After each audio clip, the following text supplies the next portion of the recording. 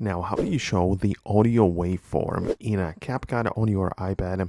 Let's get started. If you are brand new on this channel, most definitely subscribe so you do not miss tutorials and videos like this one.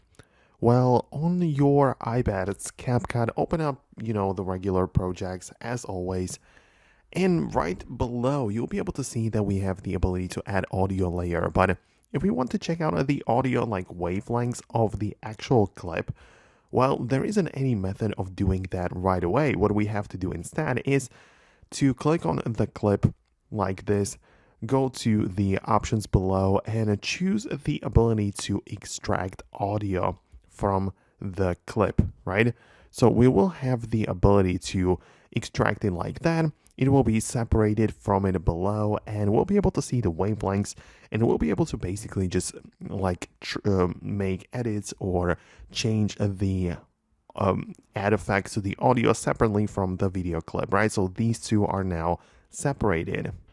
Keep in mind, however, that even if you like delete it later on or, I don't know, apply some effects, if you ever want to reset it, you can go to this audio layer, click on the delete, and then select the clip again and tap on recover audio, right? So it will be like recovered, then you can tap on extract again, and you'll be able to see it once again to sort of like reset it in here, right? So that's how it works in a Capcut. Let me know in the comments below if you managed to make it work on your device specifically.